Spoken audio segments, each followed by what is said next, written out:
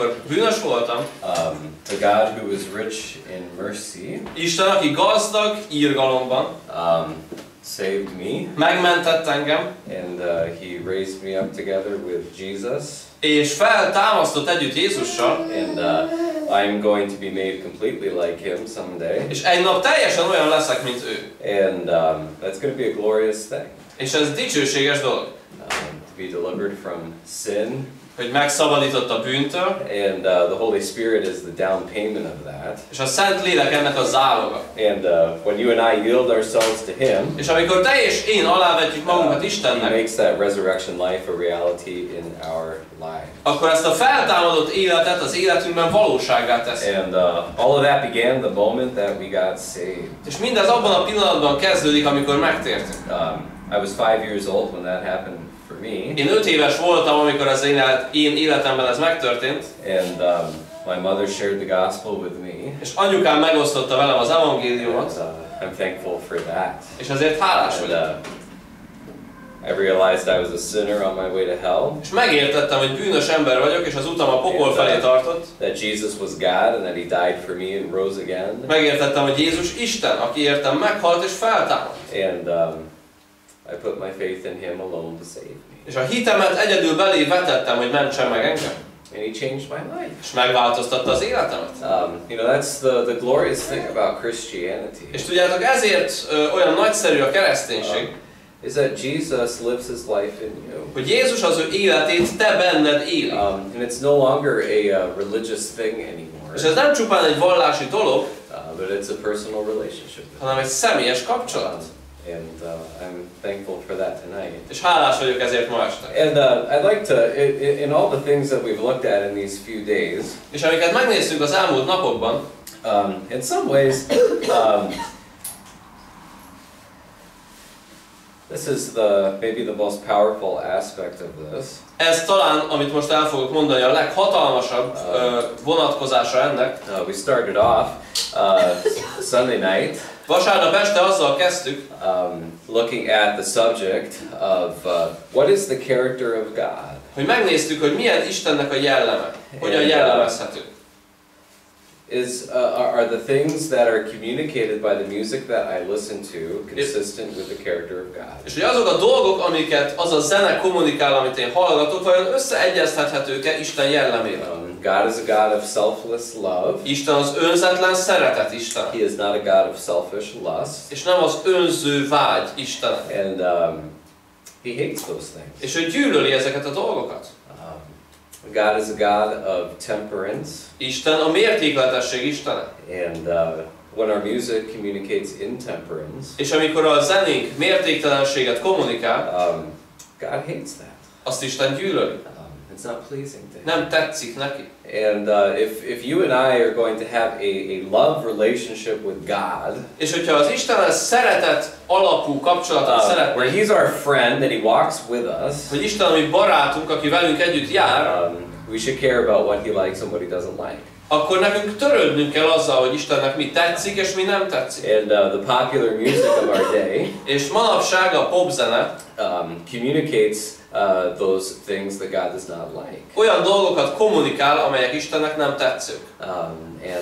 God wants us to have the same view of that He does. És Isten azt szeretné, hogy nekünk ugyanolyan legyen erről alkotott nézetünk, mint neki. And then we looked at the subject last night of worship. Majd tegnap este megnéztük a dicsőítés témáját. How do you produce worship in a church? Hát, hogy egy gyülekezetben hogyan lehet dicsőíteni? Do you produce that by the kind of music that you have in that church? Vajon ezt a gyülekezetben alkalmazott zene által lehet elérni? That's going to make people have this fuzzy feeling inside like they love God. Hogy a zene fog egy ilyen kellemes érzést kelteni az emberekben, és attól fogják szeretni Istent? Or maybe it's the kind of music that sort of energizes people to worship God. Vagy olyan zene, ami energiával tölti fel az embereket, hogy imádják Istent? Or does true worship come from a heart that is surrendered to the Spirit of God? Vagy pedig a valódi imádat olyan szívből fakad, amely teljesen oda van számva Isten szent lelkének? Before there ever is any music. Mielőtt bármilyen zene megszólalna. And God wants that to come first. Isten azt szeretné, hogy ez legyen az első. And He wants us to truly have a heart that is prepared to worship Him. Him. És azt szeretné, hogy a szívünk már kész legyen arra, hogy őt imádjuk. He doesn't want us to depend on music to do that. Nem azt akarja, hogy a zenére támaszkodjunk, hogy a zene által kerüljünk olyan állapotba, amiben tudjuk őt That's not imádni. the purpose of music in the church. Nem ez a gyülekezeti zenélésnek a célja. So why is music personally important to us? Tehát a zene személyesen nekünk miért fontos ma este? And I don't know if you've ever thought about this before. Nem tudom, hogy korábban gondoltatok-e erre. But I preached this at a camp in America about 3 years ago. De körülbelül 3 évvel ezelőtt Amerikában egy táborban prédikáltam erről a témáról. And the Lord really helped me think about this and understand it from the Bible. És az Úr segített ezt nekem végig gondolni és a Bibliából megérteni. But God has a plan for music. Hogy Istennek van egy terve a zenére nézve. I'd like us to turn to Colossians chapter 3. Nyissuk ki Bibliánkat Kolossé levél 3. fejezeténél. Colossians chapter 3. Kolossé 3. fejezet. And this is a similar passage to what we read in Ephesians chapter 5 on Sunday. Ez hasonló ahhoz az igerészhez, amit vasárnap felolvastunk az Efézus 5. részéből. And Paul gave the people in the city of Colossae similar instructions here. És Pál itt a Kolossé város lakóinak, vagyis a gyülekezet tagjainak hasonló útmutatást ad. And he begins in chapter 3 talking about the resurrected life in Jesus. És a 3. fejezetben beszél arról, hogy milyen a feltámadott élet Jézusban. And that should be where all these things begin. És az a kezdőpontja mindezeknek a dolgoknak. But he says in verse number 16 of chapter 3. De a 3. rész 16. versében azt mondja: a Krisztusnak beszéde lakozzék ti bennetek gazdagon, minden bölcsességben, tanítván és intvén egymást zsoltárokkal, dicséretekkel, lelki énekekkel, hálával zengedezvén a ti szívetekben az Úrnak. Okay, so God wants us to sing. Tehát Isten azt szeretné, hogy énekeljünk. And the songs that we sing about Him are based on the word of Christ. És az énekek, amiket róla éneklünk, Krisztus beszédén nyugszanak, azon alapulnak. And we find that in the Bible. És ezt a Bibliában találhatjuk. And the truth about who Jesus is should drive what we sing about. És az igazság Jézus Krisztussal kapcsolatban kell, hogy legyen a mozgató rugója annak, hogy miről éneklünk. And there really are two different audiences here. És itt két különböző hallgatóságról beszél in this verse. Ebben a versben. It says first of all teaching and admonishing one another. Azt mondja, hogy tanítván és intvén egymást. And then it ends with singing with grace in your hearts to the Lord. Majd pedig azzal zárul, hogy hálával zengedezvén a ti szívetekben az Úrnak. And so when you and I sing, tehát amikor te és én éneklünk, two things happen with that. Akkor két dolog történik. Okay, God hears that. Isten azt hallja. And other people hear it too. És másik emberek azt hallják. And it has an impact on other people. És ez hatással van más emberekre. And God created it to be that way. És ezt Isten így teremtette meg. Now, you can know a lot about a person by the kind of music that they have. Sok mindent megtudhatsz egy emberről, hogyha megnézed, hogy milyen zenét hallgat. You can know maybe what they like and what they don't like. Például, hogy ez az ember mit kedvel, vagy éppen mit nem szeret. In our lépcsőház in Nagykanizsán, ami lépcsőházunkban.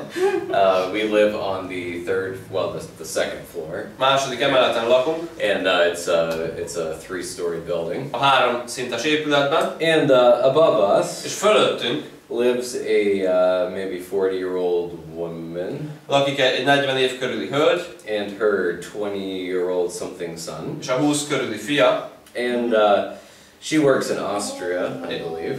És ez a hölgy Ausztriában dolgozik. And she isn't home all the time. És nincs mindig otthon. But he is. De a fia igen. And on the weekend, és hétvégenként, when his mom isn't there, mikor anyukája nincs ott, he throws parties. Akkor bulikat szokott szervezni. Okay. And we live in a téglalakás. És mi ott lakunk egy téglalakásban. Okay. És you know. Nagyon széles a fal szerintem. És erős téglával épített épület, és kb. Egy méterrel a beton szerintem közöttünk. And we still hear it. És még annak dacára is halljuk a zenét. And you can tell something about him by the kind of music that he plays. És meg lehet állapítani róla egyet s mást az alapján, hogy milyen zenét hallgat, vagy játszik le.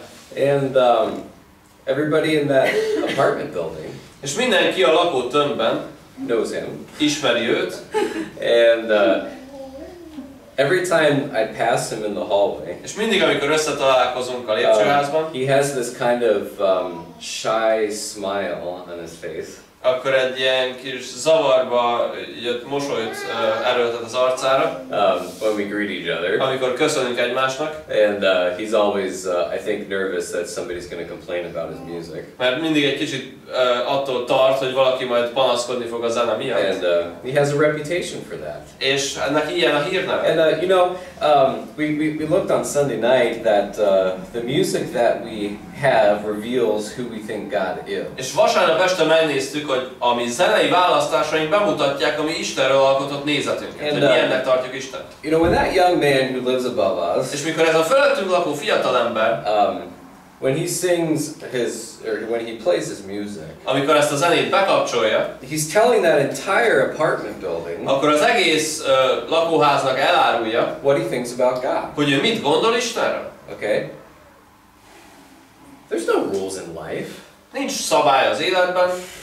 I don't need to have self-control. Nem kell önuralmat tanúsítanom. I can have whatever girlfriend I want to have. Olyan barátnőm lehet, amilyet csak akarok. God doesn't have a right to tell me no about that. Istennek nincs joga beleszólni vagy nemet mondani. Okay, and you know, he sings about it through his music. És a zenén keresztül ezt elárulja. And that reveals what he thinks about God. És ez az, amiből kiderül, hogy ő mit gondol Istenről. But see, music is not just a private thing. Tehát a zene az nem csak egy ilyen magunknak való dolog. It's a public thing. Hanem egy nyilvános dolog. And God created it like that. És ezt Isten így teremtette meg. He really did. Valóban így tett. And I'd like to look tonight. És ma este szeretném megnézni at God's plan for music. Isten tervét a zenére nézve. Or maybe ask the question, why did God create music? Talán tegyük fel azt a kérdést, hogy miért teremtette meg Isten a zenét. And I think that God can use that truth in our lives. És Isten ezt az igazságot ma este tudja használni a szívünkben. Let's pray. Imádkozzunk. Father, I pray that you would open our eyes to your truth now. Atyám, kérlek, te nyisd fel a szemünket a te igazságodra. And we need your Spirit to teach us. Kérlek, hogy a te lelked tanítson bennünket. Through your word. A te igéden keresztül. And I pray that you'd help us understand your purpose in creating music. Imádkozom, hogy segíts megértenünk, hogy te miért teremtetted a zenét. And the part that we have in that also. És hogy nekünk ebben milyen részünk van. And how powerful that is. És hogy ennek mekkora nagy hatalma van. Would you bless us now tonight, Father? Kérlek, áld meg ma este minket, Atyám. We pray in Jesus' name. Amen. Jézus nevében imádkozunk. Amen. Why did God create music? Tehát miért teremtette Isten a zenét? You know, God is the creator of everything. Isten mindennek a teremtője. And you know, before God created the world, there was nothing. És mielőtt Isten megteremtette a világot, akkor nem volt semmi. Okay, I mean, I think we all believe that. Hiszem, hogy ezt mindannyian And hiszünk. God made a decision Isten hozott egy döntést, to create this world. hogy megteremtse ezt a világot. And He went through all those different days of creation. És a teremtés napjait végig kísérhetjük. And on the sixth day of creation, és annak a 6. napján He created all the animals. Megteremtette a szárazföldi állatokat. Okay? And He made a decision on that day. És azon a napon hozott egy döntést, to create something else. Hogy teremtsen még valamit. He created man. Megteremtette az embert. And He created man to be a spiritual being that could have a relationship with Him. És az embert olyan lelki lénynek teremtette, aki képes Istennel kapcsolatban lenni. And He took the dust of that earth and He made it into a body. A földnek porából formált egy testet. And that's what our physical being is made out of. És a mi fizikai testünk ebből van. You know, it's made out of carbon and silicon and all these things. Okay. Szénből és mindenféle kémiai anyagokból. Okay. And God took that body of Adam. És Isten teremtette Ádámnak ezt a testet. And he breathed into him the breath of life. És belé lehelte az életnek lehelletét. And that word breath and the word spirit are the same word in Hebrew. És a héberben, amelyen a Biblia íródott, az a szó, hogy lehellet, és az a szó, hogy lélek, az ugyanaz. And the words are similar in Hungarian. És magyarul is hasonlóak, hogy lélek, lélegzet, ezek a szavak egyformák. And God put a spirit into that man, Adam. És Isten lelket adott ennek az embernek, aki Ádám volt. And he made Adam a spiritual being that could have a relationship with him. És olyan lelki lény lett Ádám, aki kapcsolatban lehet Istennel. And God created a lot of things about Adam. És Isten sok mindent, amikor megteremtette Ádámot, képessé tette arra. He gave him a brain. Adott neki agyat. Okay, that's pretty important. Nagyon fontos. Okay, so he could, you know, he could think. Tudjon gondolkodni. And he could have intelligence. Intelligens legyen. And he was responsible for taking care of the garden there in Eden. És ő neki volt a feladata, hogy az Éden kertjét gondozza. And naming all the animals. És elnevezze az állatokat. Okay. And God gave him a brain to be able to think through those things. Hát Isten adott neki agyat, hogy mindent végig tudjon gondolni. And God gave him hands. És Isten adott neki kezeket, that he could work with and do different things with. Tudjon dolgozni és más dolgokat megtenni. Then he gave him eyes that he could see. Adott neki szemet, hogy lásson. And understand the world around him. És megértse a körülötte levő világot. And he gave him, you know, all the different senses that he had. És adta neki az érzékszerveket. And he gave him ears. De adott neki füleket. That he could hear things. Hogy halljon. And God gave him a tongue. Isten adott neki nyelvet. So that he could talk. Hogy tudjon beszélni. And there in that garden. És abban a kertben. God and Adam talked to each other. Isten és Ádám beszélgettek egymással. Adam had no sin at that point. És Ádám akkor még bűntelen volt. He was able to communicate personally with God like that. És személyesen tudott Istennel kommunikálni. And God created him in a way that he could do that. És Isten úgy teremtette meg Ádámot, hogy erre képes legyen. But that's not all that God did with Adam. De Isten nem csupán ennyit tett Ádámmal. Along with the ability to talk, a beszéd képességével együtt he gave Adam the ability to produce music. Képessé tette Ádámot arra, hogy zenét tudjon létrehozni. With his voice. A hangjával. God created it that way. Tehát ezt Isten így teremtette meg. And just like Adam talked with God. És ahogy Isten beszélgetett Ádámmal, God's plan was for Adam to communicate through music also. Istennek az volt a terve, hogy Ádám tudjon a zenén, az éneklésen keresztül is kommunikálni. And you know, when Adam sinned in the fall, és amikor Ádám vétkezett, ez a bűnbeesés, there were consequences of that. Annak voltak következményei. One of those consequences was physical death. Az egyik következménye a fizikai halál volt. And that had an impact on his body. Amely a testére is hatással volt. And it still has an impact on people today. És mai napig hatással van az emberekre. But you know, when God created Adam, de amikor Isten megteremtette Ádámot, he had a perfect voice. Tökéletes hangja volt. That he could sing with. És azzal tudott énekelni. And he had the ability to produce music. És képes volt így zenélni. And God made it that way. És ezt Isten alkotta így. He did that on purpose. Szándékosan tette így. So that Adam could communicate through music. Hogy Ádám tudjon a zenén keresztül kommunikálni. And really, és valóban, I don't think that the deer and the antelope really cared about that a whole lot. Nem hiszem, hogy ez nagyon lenyűgözte volna a szarvasokat vagy antilopokat. Okay. I don't think the frogs and the fish really cared about that. Nem hiszem, hogy a békákat vagy a halakat érdekelte volna. I don't think the horses and the cows really cared about that. Lovakat vagy a teheneket érdekelte volna ez az éneklés. So who listened to Adam sing? Tehát akkor ki hallgatta Ádám énekét? Okay, well God did. Isten hallgatta. Okay. The animals didn't care about that. Az állatokat ez nem érdekelte. That's not why God created that. Tehát nem azért teremtette Isten így, because the animals wanted music to listen to. mert az állatok akartak zenét hallgatni. God created Adam with a voice that could sing. Isten azért teremtette Ádámot ének hanggal, because God wanted to listen to it. mert Isten szerette volna ezt hallgatni. Okay? It was for His glory. Tehát Isten dicsőségére volt. Okay? That's why everything was created. Ezért lett minden megteremtve. Okay, and Adam's voice was created for that purpose also. És Ádám hangja is ezért lett because megteremtve. God likes to listen to that. Mert Isten szereti ezt hallgatni. Okay, He really does. Tényleg szereti. And it's an important thing to És Him. fontos is neki. And see, in Colossians chapter 16, or Colossians chapter 3 verse 16, És a Kolossé 3:16-ban we see this. ezt látjuk. Okay, you can read and understand the word of Christ. Tehát te olvashatod és megértheted Krisztus beszédét. And as God commands here, allow it to dwell in you richly in all wisdom. És ahogy Isten parancsolja, ez lakozzon te benned gazdagon minden bölcsességben. Okay, and you can open the Bible with somebody. És kinyithatod valakivel a Bibliát. And you can talk about that with them. És beszélhetsz a Bibliáról ezzel az emberrel. Okay, and that's important. És ez fontos. But God wants something more than that. De Isten ennél többet szeretne. He doesn't just want us to speak the truth. Nem csak azt szeretné, hogy mi szóljuk az igazságot. He wants us to sing. Szeretné, hogy énekeljük az igazságot.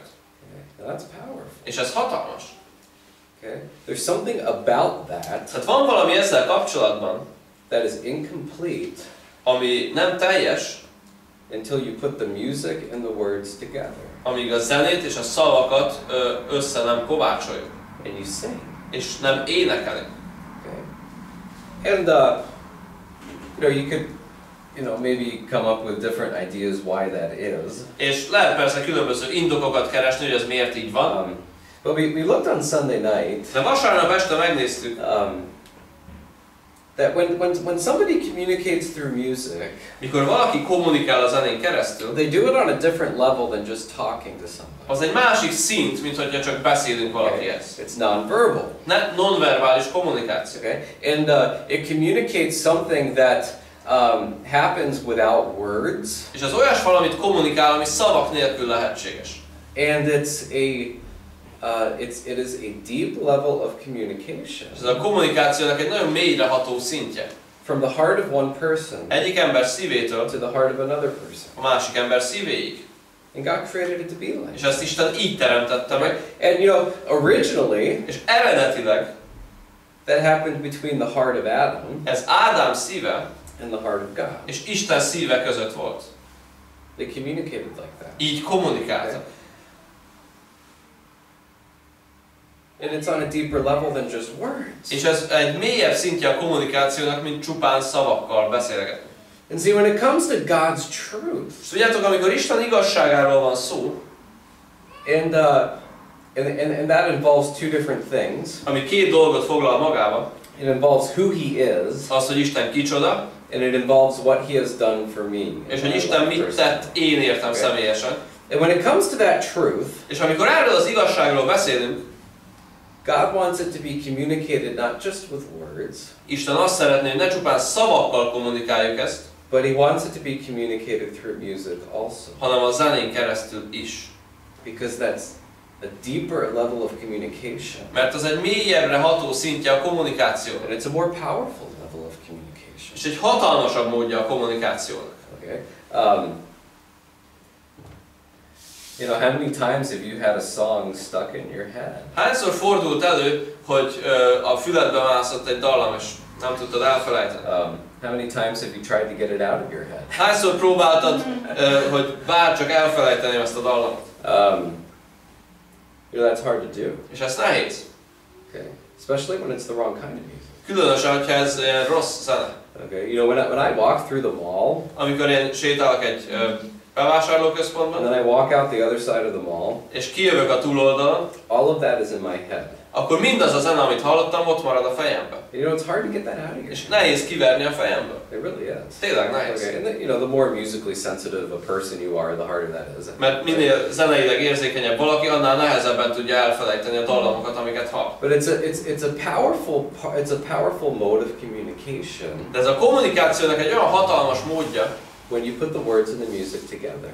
Hogyha a szavakat zenével kovácsoljuk össze. And God designed it to be that way. És ezt Isten így tervezte meg? Because He wanted Adam to communicate with Him like that. Mert ő azt akarta, hogy Ádám így kommunikáljon vele, vagyis Isten. Heart to heart. Szívtől szívig.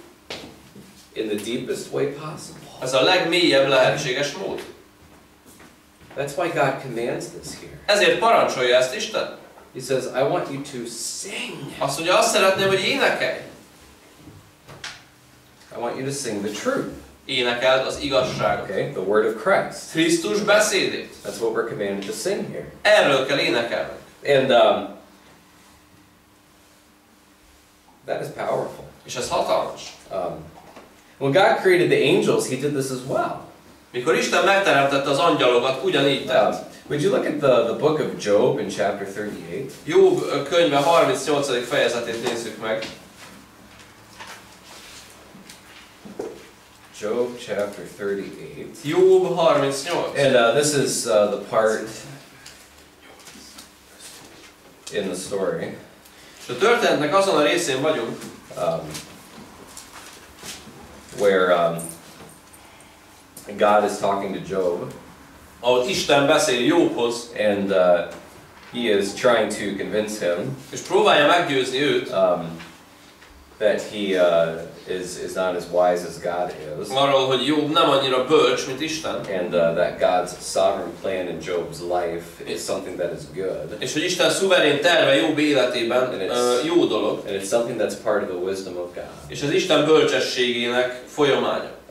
And Job should trust that. És Jobnak ebben kell bíznia. And that's it's a tremendous lesson from the book of Job. És ez egy értékes lecke Job könyvéből.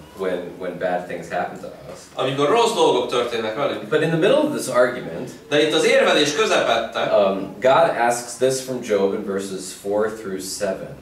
A 4. verstől a 7. versig Isten a következő kérdést teszi föl. Tehát Job 38 4-től 7-ig. Hol voltál, mikor a földnek alapot vetettem? Mondd meg, ha tudsz valami okosat. Ki határozta meg mértékeit? Ugyan tudod-e? Avagy ki húzta el felette a mérő zsinort? Mire bocsátották le oszlopait, avagy ki vetette fel szegletkövét, mikor együtt örvendezének a hajnalcsillagok, és Istennek minden fiai vígadozának. Okay. And obviously there weren't people at that time. Nyilvánvalóan akkoriban nem voltak emberek. And that's a reference to the angels. Ez az utalás tehát az angyalokra vonatkozik. And when God created the angels, mikor Isten megteremtette az angyalokat, He created them with the ability to sing. Képessé tette őket az éneklésre. He wanted that. Mert ezt akarta. If you were to go to heaven right now and stand by the throne of God, ha most oda mehetnél a mennybe és megállhatnál Isten trónja mellett, you would hear something. Akkor hallanál valamit. Okay. You would hear a song. Hallanál egy éneket. Continuous song. Egy folyamatos éneket. They sing. Énekelnek. God likes that. És Istennek ez tetszik. He created that on purpose. Ő ezt szándékosan így teremtette meg. He created Satan like that. Ő még a sátánt is ilyennek teremtette eredetileg. He was the most powerful angel. Sátán eredetileg a legerősebb angyal volt. And we read about him in Ezekiel chapter 28. És Ezékiel 28. részében olvashatunk róla. And he was the spiritual energy behind the kingdom of Tyre. És ő volt a Tírus királysága mögött álló lelki hatalom. God in the book of Ezekiel and the book of Isaiah. És Ezékiel és Ézsaiás könyvében Isten he singles out two particular world empires. Két világhatalomra összpontosít. The empire of Tyre here in Ezekiel. Ezékiel könyvében a tíruszi világhatalomra. And in Isaiah 14 he singles out the empire of Babylon. Ézsaiás 14-ben pedig Babilonra. And both of those empires were particularly controlled personally by Satan. És mindkét birodalmat konkrétan a sátán irányította. For the purpose of keeping Jesus from reigning in the city of Jerusalem. Azért, hogy megakadályozza Jézus uralkodását Jeruzsálemben. And there's, you could preach a whole series about that. És erről egy külön sorozatot lehetne tartani. So when God is speaking here in Ezekiel chapter 28, de amikor Isten itt az Ezékiel 28. részében szót emel, he's looking beyond the kingdom of Tyrus. Akkor ő túl tekint Tírus országán. And he's looking to Satan, who was leading that world empire. És a sátánra tekint, aki vezetője volt ennek a birodalomnak. And he says in verse number 13. És a 13. versben így szól. Édenben, Isten kertjében voltál, rakva valál mindenféle drágakövekkel, karnéollal, topázzal és jáspissel, tárziszkővel és ónixsal, berillussal, zafirral, gránáttal és smaragddal, és karikáid mesterkézzel, és mélyedéseid aranyból készültek aman napon, melyen teremtettél. He was a musical being. Tehát ő egy zenei lény volt. And I don't know exactly what that sounded like. És nem tudom pontosan milyen hangja volt ennek. But it's almost like an organ. De olyan, úgy tudjuk elképzelni, mint egy orgona. And there's percussion in there too. És van ebben valamilyen ütőhangszer is. Okay. And he was prepared that way. Tehát a teste egy hangszer volt, Isten így teremtette meg. And he had a job. És volt egy feladata. And we read that in verse number 14. 14. versben látjuk, valál felkent oltalmazó kérub, és úgy állattalak téged, hogy Isten szent hegyén valál tüzes kövek közt jártál. He was in the presence of God. Isten jelenlétében volt. And he had a special ministry around the throne of God. És különleges szolgálata volt Isten trónja előtt. And he had a ministry of music around the throne of God. És zenei szolgálata volt Isten trónja előtt. God created him to do that originally. Isten ezt eredetileg így tervezte, ilyenre teremtette őt. Because God likes that. Mert Istennek ez tetszik.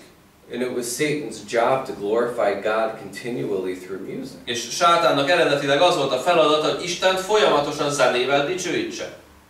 And the thing that Satan could not handle, és amit a sátán nem tudott eltűrni, was that he was the most powerful angel. Az, hogy ő a leghatalmasabb angyal, and yet his one job, és mégis az egyetlen feladata az, was to lead everyone in heaven in praise to God. Hogy mindenkit a mennyben vezessen az Isten iránti dicséretre.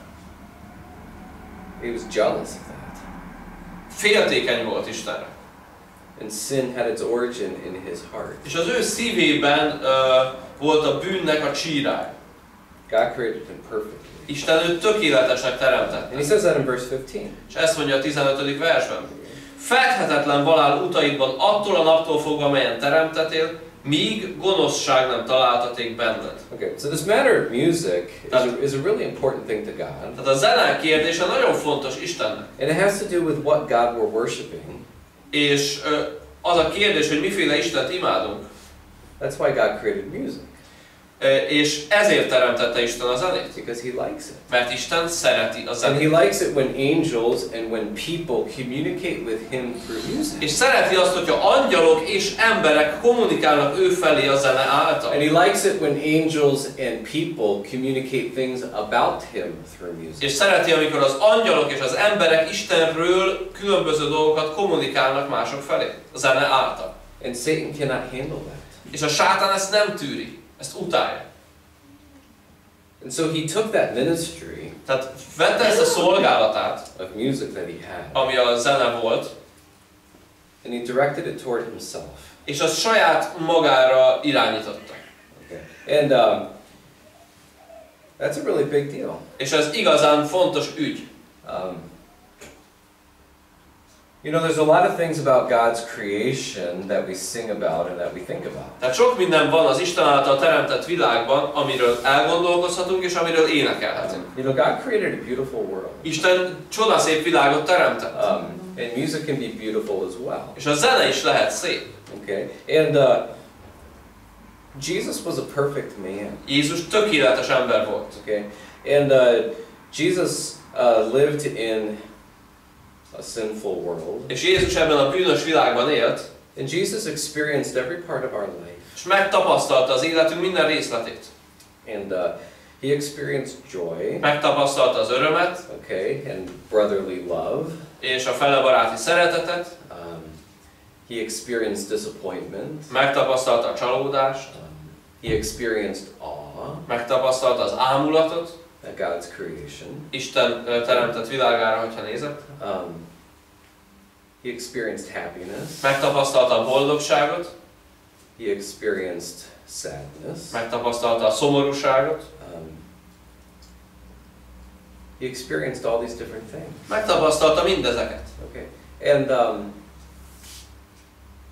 we use music to communicate all those different parts of our human experience. És a zenét arra használhatjuk, hogy az emberi megtapasztalásainknak ezt a sokrétű spektrumát kommunikálni tudjuk. And we use music to communicate the beauty of God's creation. És a zene által kommunikáljuk, hogy milyen szép a teremtett világ. We use music to communicate happiness and joy. A zene által kommunikálunk boldogságot és örömet. And even love. Még a szeretetet vagy szerelmet is. And we use it to communicate sadness. És ezzel kommunikálhatunk szomorúságot. And disappointment. Csalódást is. Okay, all those things were part of Jesus's experience as a perfect man. Mindezeket Jézus megtapasztalta, mint tökéletes ember. But you know what Jesus did not experience? De tudjátok, mit nem tapasztalt Jézus? He didn't experience bitterness. Nem tapasztalt keserűséget. He didn't experience lust. Nem tapasztalt kéjvágyat. He didn't experience carnal anger. Nem tapasztalt testies mérgességet vagy felgerjedést. He defended God. Istent megvédte, ugye? But he didn't have carnal anger. De nem testi volt az ő haragja. Nem saját magát védte ezzel. He never experienced deceit. Soha nem csapott be senkit, ezt nem tapasztalta meg, hogy milyen. Rebellion against his mom and dad. Nem élte át, hogy milyen az, hogyha lázad az ember az apja és az anyja ellen. None of those things were part of Jesus's experience. Jézus megtapasztalásának ezek a dolgok nem voltak részei. And see, modern pop music communicates all of those things. De a modern popzene pontosan ezeket az érzéseket vagy tapasztalatokat kommunikálja. Okay, why does it do that? Miért így tesz? Okay, it's because there was a day in the history of the world. Mert volt egy nap a világ történelmében, when Satan, the greatest angel in heaven, amikor Sátán, a leghatalmasabb angyal a mennyben, took all of that musical ability that God created in him, vette azt az összes zenei képességet, amivel Isten őt megteremtette, and he twisted it to glorify himself, és azt elfordította azért, hogy saját magát dicsőítse vele, and questioned God. És megkérdőjelezze Istent. Okay, and he made it his goal, és céljául tűzte ki, to convince mankind, hogy meggyőzze az emberiséget, that God wasn't really being fair. hogy Isten nem fair velük. And he tried to convince mankind, és próbálta meggyőzni az emberiséget, that it was reasonable for Satan to rebel against God. Hogy ez jogos volt a Sátán részéről, hogy fellázadt Isten ellen. Maybe you've never thought of it that way. Hát, hogy ezt még így nem gondolták, that's really the number one thing that Satan is trying to prove in this world. De tudjátok, ez az első számú dolog, amit Sátán bizonyítani akar ebben a világban. He's trying to prove próbálja bebizonyítani, that we have a right to rebel against God, just like he did. Hogy van jogunk nekünk is lázadni Isten ellen, és ezzel azt akarja belátni, hogy neki is volt He's jog. trying to prove that there's something bad about God. Próbálja bebizonyítani, hogy Isten valamilyen szempontból rossz. There's something not fair about God. Hogy Isten valamilyen szempontból nem igazságos, vagy nem fair. That's what he's trying to do. Ezt próbálja tenni. And the whole story of the book of Job, és Job könyvének egész története involves Satan trying to prove this. Arról szól, hogy Sátán megpróbálja ezt bebizonyítani. And he says to God, és azt mondja Istennek, if you bring all these problems into Job, if you let me, or give me the permission to go do this in Job's life. Tehát, hogyha te lehetővé teszed számomra, vagy engedélyt adsz arra, hogy mindenféle csapásokkal sújtsam Jobot, Job isn't going to keep worshiping you. Akkor Job a továbbiakban nem fog téged imádni. He's going to come to the same conclusion that I came to. Hanem ő is arra a következtetésre fog jutni, amire you're not a good God. Hogy te nem vagy jó Isten. And that we have a right to rebel against you. És hogy van jogunk ellened lázadni. And so he did all these things, Satan did all these things in Job's life. Tehát a Sátán mindent megkísérelt Job életében. And in the end, és végül Job didn't curse God. Job nem átkozta meg Istent. And Satan was ashamed through that. És a Sátán megszégyenült. I mean, that's really powerful. És ez nagyon hatalmas dolog. Okay, you know what Satan learned through that, or you can picture what God said to Satan at the end of the book of Job. És tudjátok, hogy mit tanult meg ebből Sátán? Vagy elképzelhetjük, hogy Isten mit mondott Sátánnak a könyv végén. The Bible doesn't tell us this part of the story. A Biblia ezt nem mondja el nekünk szó szerint. But I'm sure this happened. De hiszem, hogy ez megtörtént.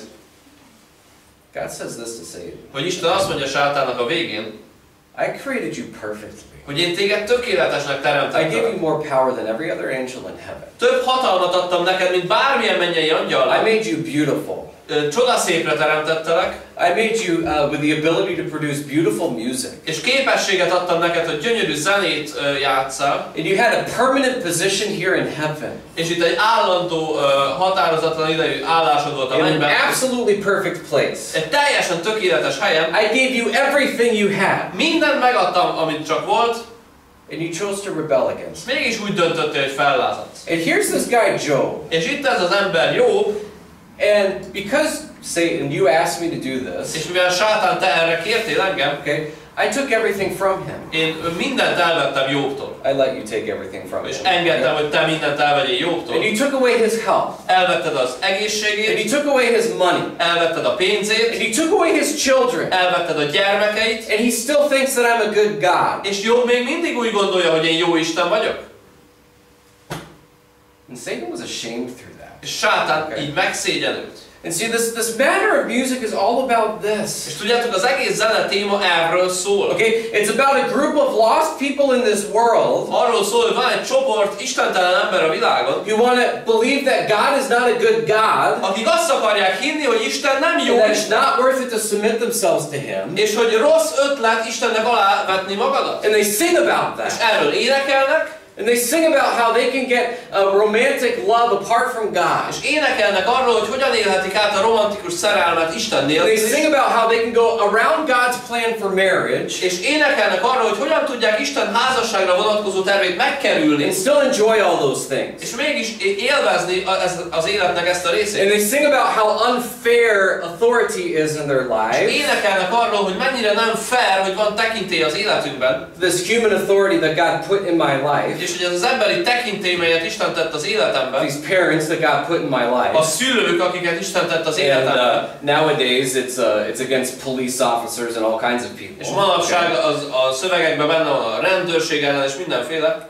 This authority isn't fair in my life. Tehát, hogy a tekintély az életemben az jogtalan. I have a right to rebel against this. Nekem pedig jogom van fellázadni. I have a right to pursue every desire in my heart apart from God. Nekem jogom van minden vágyát a szívemnek betölteni Isten nélkül. And they communicate that through music. És ezt kommunikálni a zenén And see, keresztül. when they do that, És amikor ezt teszik, they're agreeing with what Satan thinks about God. akkor ők egyet értenek azzal, amit a sátán gondol Istenről. And it's a form of worship. És ez egy fajta imádat. But see, on the other side of that, De tudjátok, van ennek egy másik oldala, when a spirit-filled Christian mikor egy szent lélekkel beteljesedett keresztény sings énekel through music a zene által the word of Christ Krisztus beszédét about who He is, arról, hogy ő kicsoda, about what He's done for me. és hogy mit tett én értem. You know, Satan hates És a that, sátán ezt gyűlöl. and it's powerful. És ez hatalmas. There's a couple passages in the Bible that illustrate És this. van néhány bibliai rész, amely ezt jól illusztrálja. Would you turn to me to the book of with me to the book of 2 Chronicles? A Krónika második könyvéhez lapozzunk. In chapter 20. 20. rész. Tehát második Krónika 20. rész.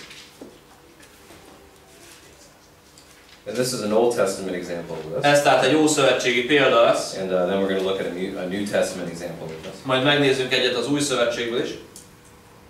2 Chronicles chapter 20. Második Krónika 20. rész. This is King Jehoshaphat. Jósafát királyról van szó. And a whole group of nations around Israel got together to fight against him. És különböző nemzetek összefogtak Izrael ellen. And Jehoshaphat asked God what he ought to do about it. És Jósafát megkérdezte Istent, hogy ugyan mit tegyenek. They had a prayer meeting. És volt egy közös imádság. And one of the prophets that was in that prayer meeting, És az egyik próféta, aki részt vett a közös imádságban, God used him to give the instructions here. általa Isten adta a következő instrukciót. And we find those instructions in verses 17 and 18. A 17. és 18. versben, tehát 2 Krónika 20, 17 és 18. Nem kell néktek harcolnatok, hanem csak álljatok vesztek, és lássátok az Úrnak szabadítását rajtatok.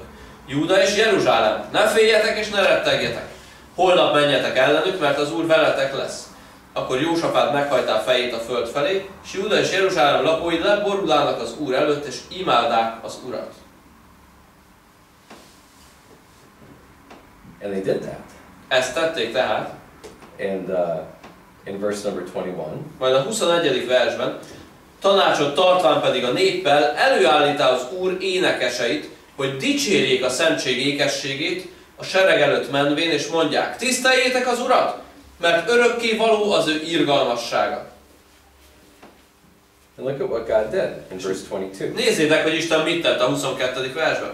És amint elkezdették az éneklést és a dicséretet, az Úr ellenséget szerze az Ammon fiai és a Moábiták és a Szeír hegyén lakozók ellen, akik Júdára jövének, és megverettetének. And in verse 23. 23. Mert az Ammon és a Moáb fiai a Szeír hegyén lakozók ellen támadának, hogy őket levágnák és elvesztenék, és mikor mind elvesztették a Szeír hegyén lakozókat, azután egymás elpusztítását segítették elő. Okay, so you have these three countries fighting against Israel. Tehát 3 ország vagy 3 nép fogott össze Izrael ellen, And something happens de valami történt, that nobody expected. amire senki nem számított. They all fought against each other. Egymás ellen fordultak. Now, I don't know if somebody started this. Nem tudom, hogy ezt valaki így Or kezdeményezte. somebody told a lie to somebody. Or, Valaki I mondjuk don't know what happened. hazudott a Okay? másiknak, vagy nem tudom, hogy mi, hogyan történt. But it's something supernatural that changed here. De ez egy természetfeletti dolog volt, ami a változást előidézte.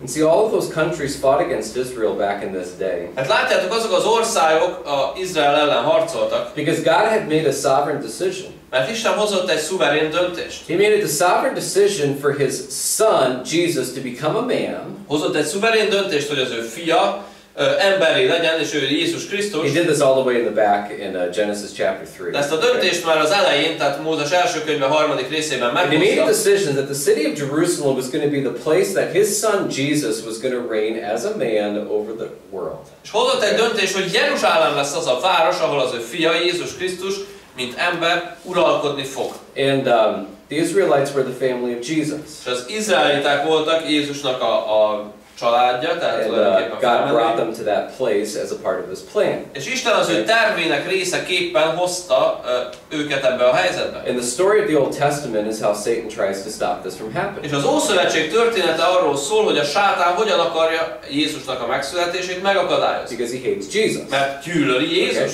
Okay? And he doesn't want him to be the king over the world. És nem akarja, hogy Jézus legyen a világ királya. And so it's really a spiritual battle here. Tehát itt egy lelki harc dúl. And all these people did was sing. És ezek az emberek nem tettek más, csak énekeltek. That's all they did. Annyit tettek.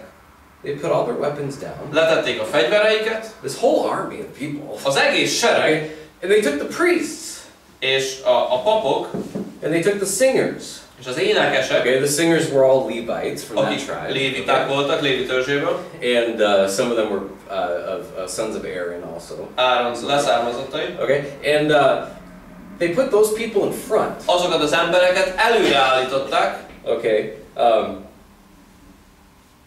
in front of the whole army. a hadseregnek az élére, Okay, and out here is these three countries and their armies down here. és Okay, sitting there. szembe állt velük a másik 3 ország serege, All these soldiers. mind a katonák. Okay, you know, I think there's I forget the number. There's you know hundreds of thousands of people És here. itt Okay. több százezeres seregről beszélünk. And I don't think the Bible gives the number here. De nem adja meg a Biblia pontos számot. And so in front of this huge army, És itt van szemben ez a hatalmas sereg, they send out the choir.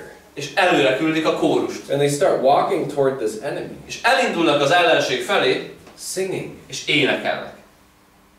And then God does this. És Isten megteszi ezt a csodát. And those three nations destroy each other. Hogy az a 3 sereg egymást elpusztítja. Okay, that's És powerful. ez hatalmas. Okay, something happened spiritually when these people started singing. Tehát valami történt a lelki téren, lelki harctéren, mikor ezek az emberek éneklésbe fogtak. Satan couldn't stop that. A sátán ezt nem tudta megállítani. Okay, and That's not just a principle in the Old Testament. És ez nem csupán ószövetségi alapelv. We find that in the New Testament as well. Ezt találjuk az Új Szövetségben is. In the book of Hebrews, Zsidókhoz írt levélben. chapter 13. 13. fejezet.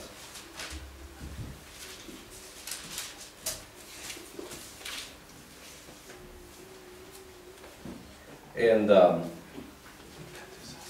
God tells us this. Isten ezt mondja nekünk, That He wants us to identify completely with Jesus. hogy szeretné, hogyha teljesen azonosulnánk Jézussal. And Jesus was rejected by His society. Jézust a társadalom elutasította. Jesus was not a part of this world. Jézus nem e világból való volt. They hated Him. És ezért gyűlölték őt. And the message of the book of Hebrews És a zsidókhoz írt levélnek az üzenete, is that it's worth it to identify with Jesus in spite of what the world thinks about it. az az, hogy megéri Jézussal egy kalap alá venni magadat, akkor is, hogyha a világ megvet téged. And the Jewish people that the writer is writing to here had a lot of they had a big struggle with that. És azok a zsidók, akiknek ez a levél szól, az ő számukra ez nagy nehézséget okozott. There was a great pressure from their society to not identify with Jesus. Mert a társadalom nagy nyomást helyezett rájuk, hogy ne azonosuljanak Jézussal. Tehát ez a hívő zsidók volt. És hogy nyilvánosan mégse azonosuljanak Jézussal. That was hard for them. És ez nekik nehéz volt. The leaders of their country had just crucified Him. Az ország vezetői megfeszítették Jézust a kereszten. Okay, He wasn't a popular person in Israel. Tehát Izraelben nem volt igen népszerű Jézus. At least among the powerful people there. Legalábbis azok körében, akik a hatalmat képviselték. And God commands them. Isten azt parancsolja nekik, in verses 13 through 15. A 13. verstől a 15. versig, menjünk ki tehát ő hozzá a táboron kívül, az ő gyalázatát hordozza, mert nincsen itt maradandó városunk, hanem a jövendőt keressük. Annak okáért ő általa vigyünk dicséretnek áldozatát mindenkor Isten elé, azaz az ő nevéről vallást tevő ajkaknak gyümölcsét. That's interesting. És ez érdekes. You know, you would think He would say, well, go out and preach the gospel. Azt hinnéd, hogy azt mondja, hogy menj és prédikáld az evangéliumot, vagy hirdesd az evangéliumot. You know, you need to identify with Jesus. Tehát kell, hogy Jézussal azonosulj. You need to be willing to be different than this world. Kell, hogy hajlandó legyél más lenni, mint ez a világ. And you need to go preach the gospel. És kell, hogy prédikáld az evangéliumot. Okay, and you know, that would be spiritual warfare, right? És ez a lelki harc, ugye? Okay. And you know, Paul talks about that in Ephesians 6. És az Efézus 6. részében Pál beszél erről. You put on this armor of God. Hogy vedd fel az isteni fegyverzetet. Yield yourself to the Spirit of God. Rendeld alá magad Isten szent lelkének. Which is where all of those parts of the armor come from. És ez a felszerelésnek a különböző elemeinek az összessége. And then you pray in union with the Holy Spirit. Imádkozz a Szentlélekkel összhangban. And you specifically pray that open doors, that doors are open to the gospel. És azért imádkozzon az az illető, hogy evangéliumra nyíljon meg az ajtó. And that's the battle. Ez tehát a harc. Okay, according to Ephesians chapter 6. Az Efézus 6 alapján. But here in Hebrews chapter 13, we don't see that. De a Zsidók 13-ban nem ezt látjuk. Okay, he says, I want you to identify with Jesus. Azt mondja, hogy azonosuljatok Jézussal. Be willing to leave your society. Légy hajlandó hátat fordítani a And társadalomnak. here's what I want you to do. És a következőt I want kérem, you to open your mouth. hogy nyisd ki a szádat, And I want you to praise God. és dicsérjed Istent. I want you to praise God. Dicsérjed Istent. Singing the truth is a powerful thing. És az, hogy énekeljük az igazságot, az hatalmas dolog. And it's part of the spiritual battle. És a lelki harc része. Because when you and I praise God verbally, Mert amikor te és én Istent a szavainkkal dicsérjük, especially through music, különösen az énekkel együtt, we declare to this world who we are identified with. Akkor hirdetjük a világ felé, hogy mi kivel azonosítjuk magunkat. Instantly. Azonnal. In the exact same way that my upstairs neighbor, Pontosan úgy, ahogy a fenti szomszédom, by his music, az ő zenéje által tells that entire apartment building what he thinks about God. az egész lakótömbnek elárulja, hogy ő mit gondol Istenről. You know, when you and I open our mouths and sing, Mikor te és én kinyitjuk a szánkat és éneklünk, It's not just God that hears that. Nem csak Isten hallja azt, Everybody around us hears that. hanem mindenki körülöttünk hallja azt. And we identify with Jesus. És amikor Jézussal azonosulunk, And Satan hears that. azt a sátán is hallja. And he's ashamed by that. És ezáltal ő megszégyenül. When you and I tell God that he's good, Mikor te és én azt mondjuk Istennek, hogy ő jó, that we're thankful for him, hogy mi hálásak vagyunk ő neki, when through music we encourage other people to praise and thank him, és like mikor a zenénk által másokat is arra bátorítunk, hogy Istent imádják, when we sing about what it was like for God to save us, mikor énekelünk arról, hogy milyen volt, mikor Isten megmentett, Satan is ashamed by that. sátán megszégyenül ekkor. He really is. Tényleg.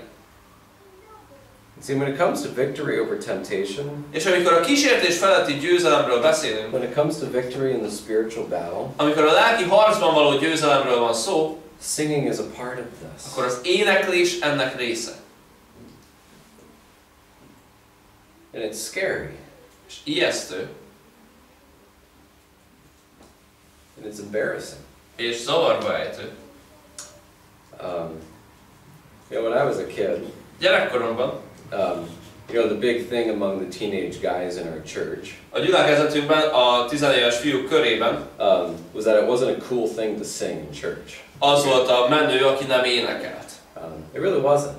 Tehát tényleg nem volt menő az And éneklés. you know, if you were a teenage kid who you know, liked to sing in church, Tehát, hogyha te olyan tini fiú voltál, aki szeretett a gyülekezetben énekelni, and you were sitting with a bunch of other teenagers, és a többi 10 évesekkel ültél egy sorba, you know, everybody would kind of like turn around and look. akkor mindenki így rád nézett, And hátrafordult. why is he singing like this? Miért énekel így? You know, because it was the cool thing. Mert a menőség az volt, To kind of have this cool attitude about yourself.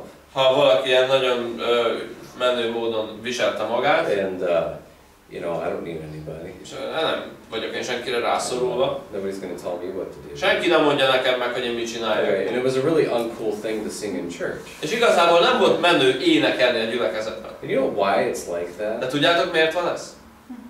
It's because when you open your mouth and sing, Mert amikor kinyitod a szádat és énekelsz, you declare to everybody around you whose side you're on. akkor kijelented mindenki felé, hogy kinek az oldalán állsz. Okay, and see the purpose of contemporary Christian music És a kortárs keresztény zenének a célja is to take the shame out of that, az, hogy kiszűrje valahogyan a szégyent. so that rebellious young people will enjoy singing in church. Azért, hogy a lázadó fiatalok is élvezzék a gyülekezeti éneklést. That was the original purpose of Ez it. volt az eredeti célja ennek. So if you can take the music from the world Tehát, hogyha vesszük a világ zenéjét, that they used to talk about their rebellion and their lust and their bitterness and all this, amelyet arra használnak egyébként, hogy az ő lázadásukról, vagy kívánjukról, vagy keserűségükről and you kommunikáljanak, put Christian words to it, és ezt a zenét keresztény szöveggel ruházzuk fel, now a young person can communicate both things at the same time. akkor ez a tínédzser Okay. mind a kettőt tudja egyszerre So kommunikálni. they can communicate the rebellion and the lust and the bitterness through the music. Tehát a lázadást és a kévágyat és a keserűséget a zenén And keresztül the kommunikálja, intemperance, you could say too. és a Okay. They can zabolázatlanságot, communicate all those things through the music, tehát ezeket kommunikálja a zenén keresztül,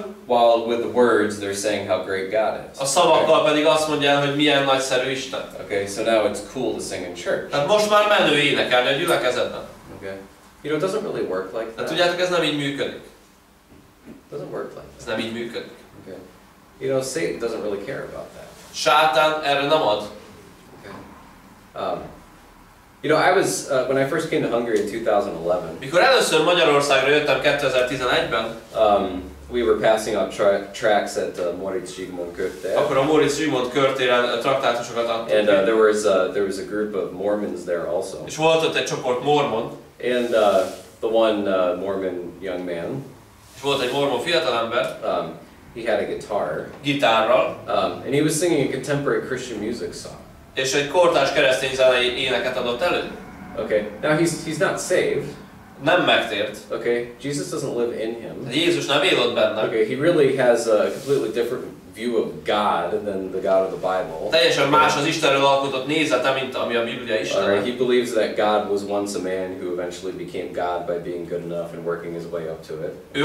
A mormonok azt gondolják, hogy Isten valaha egy ember volt, aki annyi jót Tehát, hogy fejlődött, hogy ő belőle is Isten lett. And he believes, you know, as a Mormon, that the universe is in this continuous cycle. És mormonok azt is hiszik, hogy az univerzum egy ilyen folytonos ciklusban van. Okay, where a man becomes God. Ahol egy emberből Isten lesz. And then creates other men. És akkor az az ember is megteremtheti a saját embereit. And create other men. Okay. És azokból az emberekből is Isten lesz. That's the Mormon view of God. Okay? Megteremtik a saját világukat. Ez a mormon Isten kép. A Biblia Isten nem ilyen.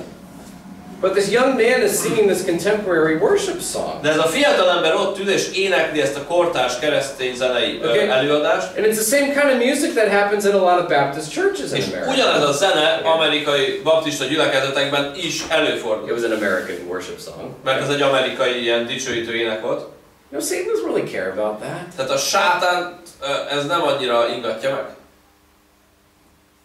He doesn't care about that. Őt ezt nem érdekli. The young man's not ashamed to sing that music. Ez a fiatal ember nem szégyelli ezt az éneket énekelni. Because there's enough of the world in it that he's not embarrassed to do that. Mert elég világi hatás van ebben az énekben ahhoz, hogy ne legyen ez szégyenteljes. Okay, but if you were to go to Moritz Zsigmond Körter, ha kimenne az ember a Moritzra, and you were to stand there with one of these hymn books, és odaállna egy ilyen énekes könyvvel, okay, and you were to sing the song that I played tonight, és elkezdeni énekelni azt az éneket, amit én korábban eljátszottam, hogy ő felemelt. Okay. There's nothing about the music of that song that is really appealing to modern people in this world. Akkor annak az éneknek a zenéjében nincs semmi, ami a mai világi embert megfogná.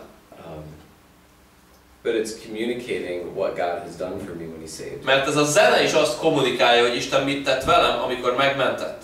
It's a whole lot harder to sing a song like that. És sokkal nehezebb egy ilyen éneket elénekelni a Moritzon. Okay, because you're declaring whose side you're on publicly. Mert ezzel nyilvánosan vállalod, hogy te kinek az oldalán állsz. But it's powerful. De ez hatalmas. And see, there's an aspect of victory over temptation here. Tehát van a kísértés feletti győzelemnek egy vonatkozása. That begins with singing. Ami az énekléssel kezdődik. You know the most powerful thing you can do when you have a worldly song stuck in your mind? És tudod mi a leghatalmasabb dolog, amit tehetsz, hogyha egy világi ének ott a fejedben? It's to open your mouth and sing one of these kind of songs we sing in church here. Hogy kinyisd a szádat és az egyik éneket elénekeld. You know, it's very hard for me to get music out of my head. És nehéz a fejemből kiverni ezeket a dallamokat. You know the one thing that always works? És egy dolog van, ami mindig működik. It's when I open my mouth and start singing. Amikor kinyitom a számat és elkezdek énekelni. Okay. Now I don't stand in the middle of the mall and you know, scream at the top of my lungs. Okay. És nem állok ki a pláza közepére és nem kezdek torkom szakadtából üvölteni. Okay. I mean it's, you know, I don't draw attention to myself. Nem hívom fel magamra a figyelmet. Okay. But quietly. De csendesen. I start singing. Elkezdek énekelni. You know what happens to all of that music in my head? És tudjátok, hogy mi történik a fejemben lévő zenével? It leaves. Akkor eltűnik. Immediately. Azonnal. Because there's something spiritual happening. Mert valami lelki dolog történik. You know, when Sarah was pregnant with Andrew. Mikor Sára várandós volt, amikor Andrewt vártuk. And I'm not a perfect person in this. Okay. És én nem vagyok ebben tökéletes nyilván.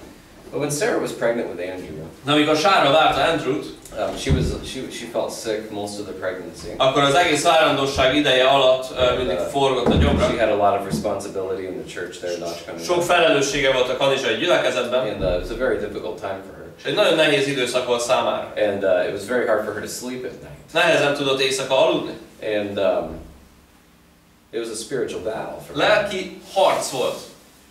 You know, the one thing that helped her in that. És egy dolog, ami segített neki, was when she and I would sing together at home. Ő és én együtt énekeltünk otthon.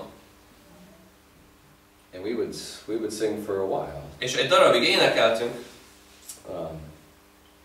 And you know that spiritual oppression would leave her. És az a lelki nyomasztó érzés elhagyta őt. Worship is a powerful thing. Tehát a dicsőítés hatalmas dolog. Singing is a powerful thing. Az éneklés hatalmas dolog. Satan hates it. Sátán azt gyűlöli. And one of the greatest things that you and I can do in our personal lives. És az egyik legnagyszerűbb dolog, amit tehetünk a személyes életünkben, is to take these songs that we sing in church. Az az, hogyha vesszük ezeket az énekeket, amiket éneklünk a gyülekezetben is. And to to remember them, or at least one verse of them. És megtanuljuk legalább az egyik versét annak az éneknek. And to open our mouths and sing them. És kinyitjuk a szánkat otthon is, és éneklünk Istennek. That's a powerful thing. Tehát ez hatalmas dolog. And it's not just listening to good music. Tehát nem elég csak hallgatni a jó zenét. Now it's good to listen to good music. De jó dolog persze hallgatni jó zenét. But in the spiritual battle, that is a passive thing to do. De a lelki csatában ez csupán egy passzív részvétel, ha csak hallgatjuk a jó But when you zenét. personally open your mouth at home, De ha személyesen kinyitod otthon a szádat, or when you're walking around, vagy amikor mész valahova. I mean, if you're in a group of people, okay, you're not going to sing at the top of your lungs. Nyilván, hogyha egy embercsoport közepette vagy, nem fogsz torkod szakadtából énekelni. But at least at home, De legalább otthon, you know, and you open your mouth, kinyitod a szádat, and you sing, és énekelsz.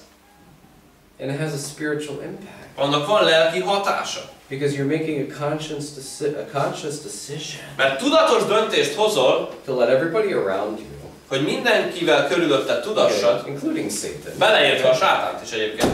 know whose side you're on. Az, hogy kinek az oldalán állsz. This is who my God is. Tehát, hogy az én Istenem ilyen. This is what He's done in my life. Ezt tette az én életemben. And there's victory in that. És ebben van a győzelem. And it's powerful. És ez hatalmas. Okay. And you know, the simple challenge tonight És az egyszerű kihívás ma este az,